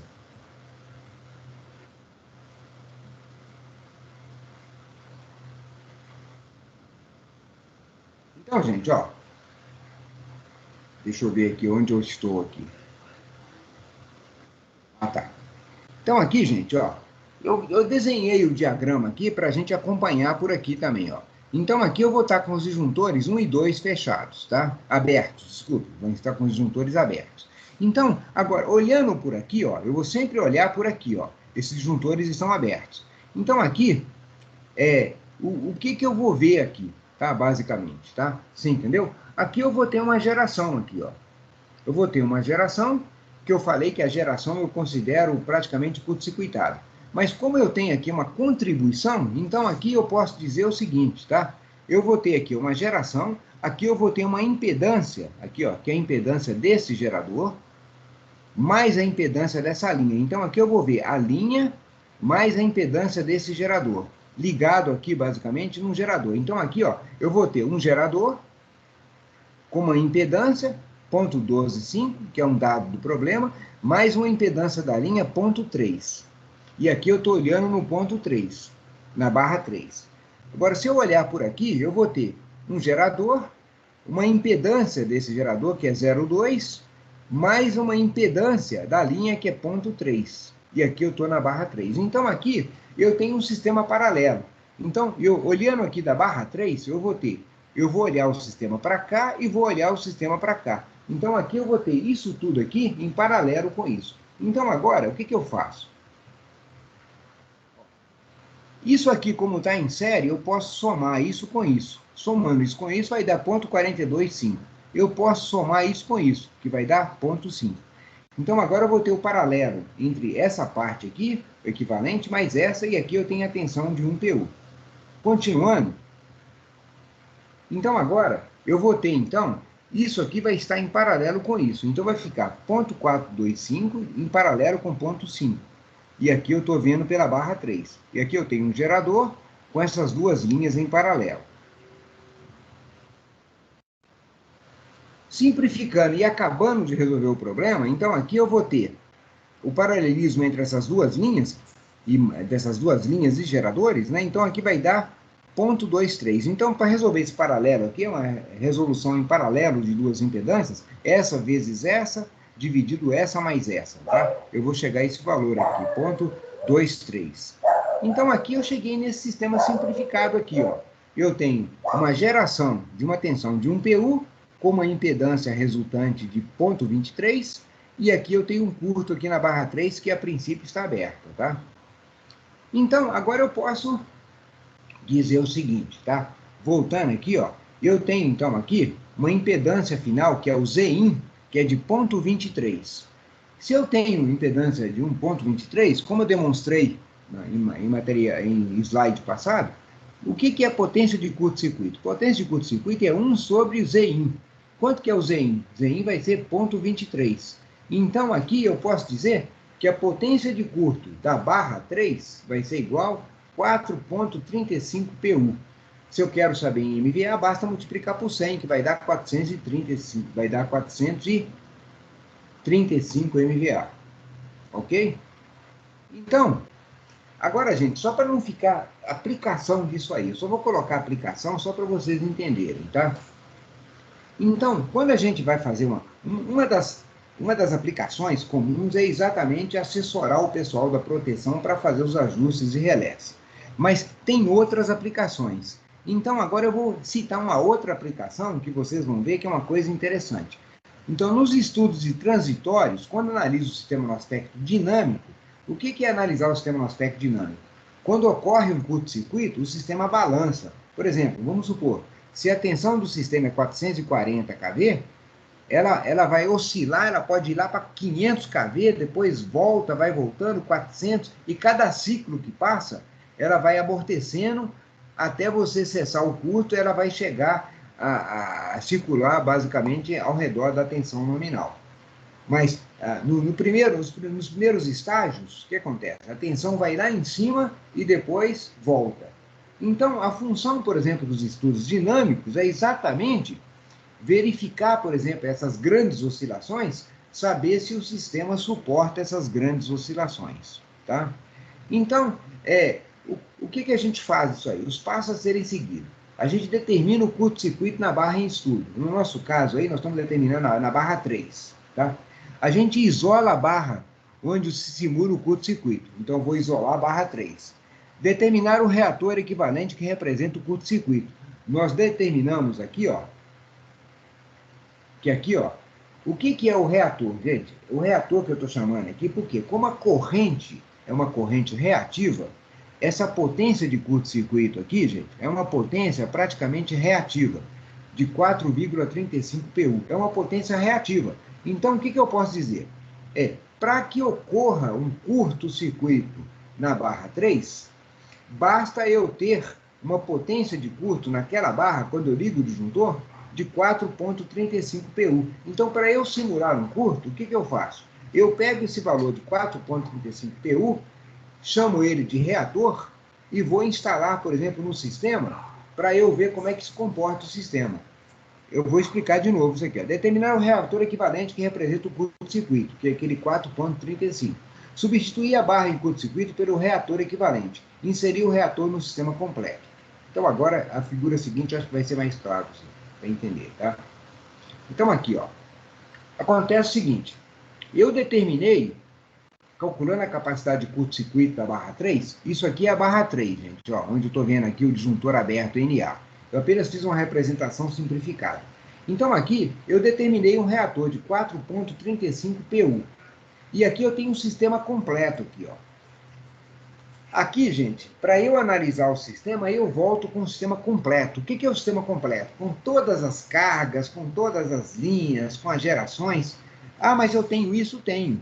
Aí nós temos dois aplicativos usados nos estudos, que é o chamado ANA-Rede, que é a análise de rede, e temos também o ANATEM, que é a análise dinâmica do sistema. Então, eu alimento esses dois aplicativos com esses dados são sempre atualizados, mês a mês, sabe? Então, eu atualizo esses dados. Então, veja, o que eu faço? Eu venho aqui nesse sistema completo e abro a barra 3, aqui, ó. Eu abro a barra 3 e instalo aqui um reator equivalente. O que é o reator equivalente? É o reator que eu calculei que foi suficiente para dar um curto nessa barra. Eu venho aqui, ó, instalo esse reator e fecho esse disjuntor. Quando eu faço isso, com esse disjuntor enorme instalado na barra 3, o que eu estou fazendo? Eu estou dando um curto-circuito nessa barra 3, sabe? Um curto controlado, tá? Então, aqui, para fazer esses estudos, aí nós adotamos o ANATEM. Então, quando eu faço, por exemplo, eu fecho esse disjuntor aqui, o que vai acontecer? O sistema ele vai balançar, ele vai flutuar. a tensão vai lá para cima, as máquinas vão começar a se mexer e tal. Aí eu começo a analisar como é que que o sistema está se comportando com um reator desse tamanho, se ele suporta esse curto-circuito. Alguém gostaria de fazer alguma pergunta, gente? Gostaria de perguntar, Marcel. Então, oi? Chegar essa... Marcel, tá me ouvindo? Pode falar. Estou te ouvindo. Tá baixo. Eu gostaria de, só assim, tentando entender. Você simplificou, né, no slide anterior, você foi tipo fazendo a simplificação do circuito referente à barra 3, né? Isso. Você foi fazendo a análise, colocando em paralelo ali, aí foi fazendo os cálculos, até chegar a o mais simplificado possvel, né? Para poder fazer agora o controle que você falou aqui de curto-circuito, né? Agora, com quem eu estou falando? Com o Sérgio. Ô, Sérgio, acontece o seguinte, quando você fala do sistema elétrico, agora, isso que eu fiz aqui, são apenas 3 barras, eu fiz na mão, tá certo? Mas, obviamente, eu não vou fazer isso na mão, você entendeu? Quem vai fazer isso para mim? Quem vai fazer isso para mim é um aplicativo que o Reinan até mostrou na tela aí, que é o chamado Anafaz. Você entendeu? Então, o Anafaz, por exemplo, vai me determinar onde está escrito esse disjuntor NA aqui, qual que é a potência de curto-circuito em cima desse disjuntor. Ficou claro? Então, o que ele faz? Ele vai abrir o sistema na barra 3 e vai calcular tudo isso como se eu fizesse na mão. Obviamente, não dá para fazer na mão isso aí, sabe? Você entendeu? Então, ele vai te dar uma informação que aqui eu preciso de um reator de 4,35 PU para que ocorra uma situação semelhante a um curto-circuito. Eu estou sendo claro, Sérgio? Tá sim. Outra...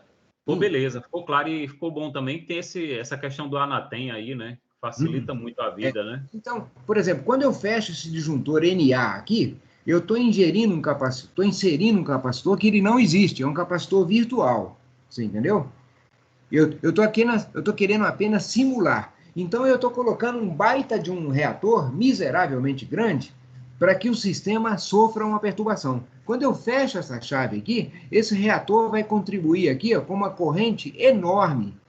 Quando essa corrente começa a entrar no sistema, o sistema vai flutuar, vai oscilar, sabe? E eu exatamente quero ver o que está acontecendo, o comportamento dessas grandes oscilações no sistema. Perfeito, Marcelo. Muito obrigado aí. Muito Opa. bom. Deixa eu ver mais o que eu tenho para falar aqui. Gente, isso aqui é basicamente outro exemplo. Eu não vou ficar perdendo muito tempo, porque eu acho que eu estou tomando muito tempo da aula do Reinan e eu não gostaria. É um exemplo muito parecido com tudo isso que nós falamos, tá? Então, eu vou até encerrar por aqui. Aqui eu citei algumas bibliografias, algum material que eu utilizei, principalmente essa apostila aqui, de cálculo de curto-circuito, tá? Do professor Fujio Sato. É muito boa esse material, tá ok? Eu posso até recomendar para vocês. Reinan, estou passando a bola para você, meu amigo. Show de bola, mais uma aula top, Márcio. Valeu, obrigado.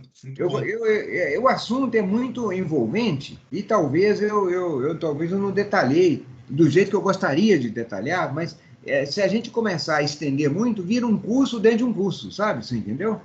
Não, o assunto é bem complexo, é bem extenso, pessoal. Então, eu gostaria de deixar com você, e a minha parte de ajuda aí, eu acho que a minha contribuição é essa daí. E qualquer dúvida que o pessoal quiser tirar, é só me contatar e eu vou estar à disposição. Pessoal, 9 horas agora. O assunto do componente cinético, apesar que eu ia passar bem pincelado, vai mais uma horinha aí, uns 40 minutos. Tem exemplo e tal. Vocês querem ficar ou preferem deixar para quinta-feira? Aí quinta-feira a gente já começa com isso. Por mim aqui tá bom. Vai depender de sua disponibilidade, né? Você falou que tinha um sair compromisso mais cedo, né? Então, dependendo aí, a gente vai junto com você aí. Então vamos fazer o seguinte. Pro compromisso ou para assistir aula junto com ele? Oi? Não, do compromisso não, pô. O compromisso é dele. Sim, sim, sim. Não, rapaziada, o negócio é o seguinte, tem que entregar um serviço amanhã às 7 horas da manhã. Aí eu Pô, tenho que terminar. eu pensei que você fosse sair com a gata, cara. Eu veio trabalhar, meu, vou te falar, viu? Vai sair com uma gata, cara, sabe? Vai dar Não, tem que trabalhar, pra tem que ganhar dinheiro primeiro, pô. Aí eu tô meio enrolado aqui de serviço, precisa acordar bem, na verdade, começar hoje para entregar amanhã cedo. Vamos combinar o seguinte, ó. Eu vou preparar o material. Hoje eu ia fazer uma apresentação mais detalhada de componente simétrico e até passar um pouquinho pelo que o Massa falou aí, vai fazer sentido. Só que ia ser um pouco mais batido. Vamos combinar o seguinte com vocês aí, fazer um pacto com vocês. A gente volta quinta, como a gente está um pouquinho atrasado, mas atrasado que eu digo assim, a gente pode estender depois 2 aulas, 3 aulas, não tem problema não. Vocês também são meu termômetro. Se vocês quiserem, a gente coloca aí mais uns 2, 3 encontros aí. Vamos fazer o seguinte, como eu estou com essas correrias aqui, quinta-feira a gente volta, mesmo horário, mesma pegada. E aí eu passo esse tema de componente simétrico, eu tento trazer algumas animações, alguma coisa mais dinâmica para vocês entenderem, porque tem essas diferenças entre o circuito trifásico, bifásico, fase terra. E isso realmente agora vai ser base para vocês entenderem, não que os outros temas não tenham sido, mas como eu falei no começo da aula, né, um tema vai puxando o outro. Mas se o conceito de componente simétrica não ficar, pelo menos a ideia geral, não ficar fortalecida na cabeça, né, questão do fasor, do PU, do módulo, do ângulo, para vocês entenderem proteção depois fica difícil. Então, ao invés de eu passar um negócio mais chutado, digamos assim, mais rápido hoje, a gente volta semana que vem, eu pego desde o comecinho, coloco umas animações, uns vídeos aqui, a gente faz a aula inteira, quer dizer, metade da aula a gente fala de componente simétrica, porque eu não vou entrar na parte do cálculo, da equação em si, só demonstração. Talvez eu mostre um cálculo ou outro aqui só para provar que eu não estou mentindo. Mas a gente já começa com proteção semana que vem, para não perder o time. Renan, só uma pergunta. Essa introdução de uns conceitos mais simples sobre o curto trifásico vai te ajudar nas explicações posteriores ou não? Vai, porque o pessoal, você passou a questão dos fasores, do módulo ângulo, é tudo igual, a questão da impedância, só tem impedância de sequência positiva, TV, né? E aí, quando eu for falar de componente simétrica, de falar de... Você falou bastante de curto-circuito, sistemas, como é que é? Simétricos aí. Simétrico, só simétrico. Agora a galera vai começar a ouvir assimétrico. Então, é bacana ter esse entendimento dessa diferenciação, porque o negócio agora vai começar a ficar um pouquinho mais difícil, digamos assim. Para quem não conhece proteção nada, né, por exemplo, conseguir saber de onde que vem as atuações, abertura monopolar, por que é monopolar, o que é tri, aí entra outros conceitos também, mas tem que ter isso, pelo menos uma ideia geral forte na cabeça do que é componente de sequência positiva, componente de sequência zero, componente de sequência negativa. O fasor, eu espero que vocês tenham fortalecido essa ideia bem na cabeça, porque, como eu disse, né, um assunto vai arrastando o outro. Agora, Renan, eu só prometo a vocês, juro, sabe, aqui, ó, vou até jurar, vou até ligar a câmera aqui, ó. Ó, eu vou jurar, viu? Ó, tô jurando, ó. Não vou mais atrapalhar a sua aula, cara. Tá? E atrapalhar, que o assunto é pesado mesmo. Assunto, realmente, pessoal, isso aqui é curso de... É um curso grande, né? Curso que dá em universidade, um curso técnico especializado, né? Não tem como condensar tanto conteúdo em 1h30, sabe? É muita coisa. Então, e do jeito que a gente faz também, a ideia é sempre trazer caso do dia a dia, coisa dinâmica, não tentar entrar muito no beat do cálculo, do equacionamento, porque a gente sabe que não é coisa praticamente da maioria de vocês, né? A gente quer passar o conceito geral, saber como é que funciona e também poder aplicar isso lá nas análises do relé, bater proteção, essas coisas. Então, vamos fazer isso. A gente combina, vou precisar fazer essa correria de serviço hoje para amanhã. A gente combina a semana que... Pode falar, irmão. Renan. Oi. Poderia combinar com o professor Maciel e fazer um outro curso paralelo, né? Vamos, ano que vem, pô. Ano que vem vamos começar. Aí fica legal, hein? Eu estou à disposição, gente, tá? Sabe por quê? Porque é mais um dia na semana, né? A grande questão é o seguinte, eu fico até meio chateado, porque o assunto proteção é um assunto extremamente vasto. O assunto sistema de potência é extremamente vasto. E se você encavalar uma coisa com a outra, vira um curso de pós-graduação, não é verdade? É muita coisa, pessoal. Mas a ideia é mostrar para vocês que tem. Então, a gente já começou, né? O Marcel deu um mestrado para a gente aí, tá dando. Mas a gente volta com proteção também. A ideia é ser um fórum, né? Que infelizmente a gente não consegue se reunir todo dia, ter 3, 4 horas para bater um papo, porque aqui tem assunto até final do ano, assim, se for para colocar, para discutir. Tem muita coisa, muita vivência de bastante gente que não conhece pouco, gente conhece pouca coisa, que vai começar a aprender como é que funciona. A gente já conhece bem, pode trazer casos práticos. Então, Isso assim, é fundamental. de todo jeito contribui. Isso é fundamental, a contribuição daquelas pessoas. Gente, uma coisa importante a gente colocar é o seguinte, a gente não sabe tudo, o sistema elétrico é muito vasto. Vocês têm atividades nas suas empresas, nas suas atividades profissionais, que vocês têm muito a contribuir, então é importante, sabe, vocês também colocarem, eu estou aqui para ouvir e para aprender também, sabe, aqui é fórum, nós não estamos aqui só para ensinar. Nós queremos que vocês também nos ensinem alguma coisa, tá? Vocês achou que era de graça?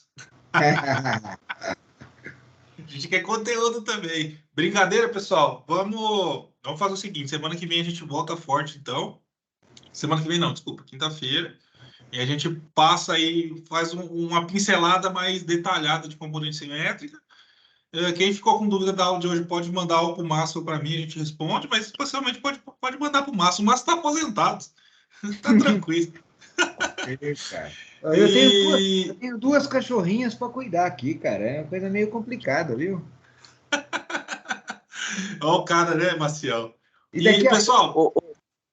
Renan, oi. Maciel, só boa noite mais uma vez, né?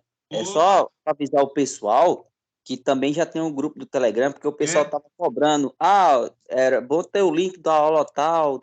Lá no Telegram tá bem discriminadozinho, né, Renan? Tá lá. Quem teve problema, eu ia até falar disso, valeu, Samuel, ter lembrado.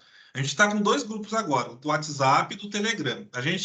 Alguns colegas deram a ideia de ir para o Telegram, porque não tem limitações. A gente estava com muito problema da galera nova chegando e não pegar histórico de mensagem. A gente tem que repetir todas as mensagens de novo, se perder informação ao longo do tempo. E o Telegram, ele não tem essa limitação. Então, quem entra depois consegue pegar todo o histórico. A gente está mantendo os 2 grupos paralelos, porque tem muita gente que mexe pouco em celular e tal, e a gente coloca os links das aulas, do material, no WhatsApp também, que para muitos é mais fácil. Então, não estranhe realmente entender esses 2 grupos, mas a tendência é a gente acabar aí ao longo do tempo, os próximos cursos do ano que vem, acabar ficando no Telegram, por não ter essas limitações, tanto de gente, porque o WhatsApp só cabe 1000 pessoas, e a gente quer encher esse grupo aí, galera, pessoal que quer trazer conhecimento, quer aprender também. Então, fica esses 2 grupos paralelos. As aulas, elas ficam gravadas. A gente teve... Pode falar, quem levantou a mão aí. Boa noite, Renan. É André. Opa! André já é de casa, já. Eu tinha comentado com você sobre esse do Telegram, e você já botou o link no grupo? Do Telegram, no grupo do WhatsApp? Você colocou o link do Telegram no grupo do WhatsApp? Já, tá na descrição. No mesmo dia que me falaram lá, já troquei. Show. Tá todo, a grande maioria das informações, pessoal, ou fica na descrição do WhatsApp ou tá na mensagem fixada lá. Todos os arquivos, é que agora, esses últimos dias, a gente não produziu tanto material assim, fora o Maciel. O Maciel produziu bastante coisa. Eu acabei não conseguindo. Mas o material e as gravações, a gente deixa lá naquelas pastinhas do Drive, que o link está lá também na mensagem. Agora sim, os links do Drive não estão mais no WhatsApp. Estão lá no Telegram. Aí é só ir para o Telegram, pegar lá e sem erro também. Aí eu vou subir a aula de hoje, talvez amanhã, porque ele vai gravar. Quem teve problema, vou dar uma olhadinha aqui o que aconteceu com a aula 4, que não deu para ver. Mas a princípio tá por aqui também, né? Só dar uma olhada porque que deu esse erro, aí eu falo para vocês. E semana que vem a gente volta forte falando de... Semana que vem, cara. Quinta-feira. O cara quer pular a aula, bicho. Quinta-feira a gente volta forte para falar disso aqui. E começar a falar de relé. Beleza, galera? Show de bola, Renan. Muito obrigado por hoje. Nada, ó. Espero que vocês venham quinta-feira. Eu acho que vai ser bem mais dinâmico assim. Porque, cara, vai ser relé na veia. Proteção em relé. A gente vai começar com componente show de bola. Mas já vai começar a falar de proteção 21. Mas, assim, tudo conceito também, tá, pessoal? Porque, realmente, que nem o Marcel falou, se a gente for no beat do negócio, é aula para mestrado, pós-graduação, é muito pesado, é muita coisa. E aí a gente deixa pro ano que vem para estruturar isso aí melhor para vocês, beleza? Fica à vontade, fica à vontade. Se quiser levar até o 2027, 2028, pode ir embora aí. Não, a gente não pode perder o fio da meada, não, cara. Eu até sugiro, para a próxima aula, para ficar uma aula mais dinâmica, se você puder trazer algumas fotos de equipamentos de proteção, sabe? Não sei se isso ajuda você, ajuda. Né? Tá certo? Para não ficar uma aula muito teórica, sabe? Você entendeu? E você tem acesso a essas informações, o que é a função de um relé, coisa assim, sabe? Mostrar para o pessoal, para aqueles que eventualmente não conhecem, e pode ajudá-los, né, a entender melhor isso aí, tá ok? Não, deixa que eu vou fazer umas artes no PowerPoint aqui, vocês vão ver como eu sou bom de PowerPoint. Brincadeira. Pessoal, vou ir nessa então. Quinta-feira a gente vai se falando. Eu fechei o grupo do WhatsApp, mas vou deixar aberto. É porque a gente teve umas tretinhas essa semana aí. Aí fica meio chato essa parada, né? Mas eu vou deixar aberto lá. Pessoal, se alguém quiser levantar aquelas discussões parecidas com a do compensador, eu acho que é bem bacana, bem válido. Ou quiser trazer tema de proteção. Até falando do que aconteceu, eu acho que essas conversas um pouco paralelas assim sempre acabam tendo nos grupos. Eu tenho percebido que no nosso, por exemplo, isso não é muito, que eu posso dizer, exagerado, sabe? É controlado, de boa, né? O que é chato, às vezes o pessoal manda 20 fotos lá de bom dia, boa tarde, boa noite, essas coisas. Aí acaba complicando. Mas do jeito que tá lá, tá tranquilo. Então eu vou manter aberto, né? E vamos manter do jeito que tá aí, beleza? Sala de aula sem briga não é sala de aula. Sempre tem um, né, velho? Fechou então, galera. Vou ir nessa que eu preciso trabalhar mais um pouquinho hoje ainda. Vai lá ganhar esse dinheiro fácil. Obrigado, Marcel. Gente, um abraço a todos, tá? Espero vê-los aí. Valeu, Marcel. Ferramenta molada, potência do sistema elétrico brasileiro e mundial.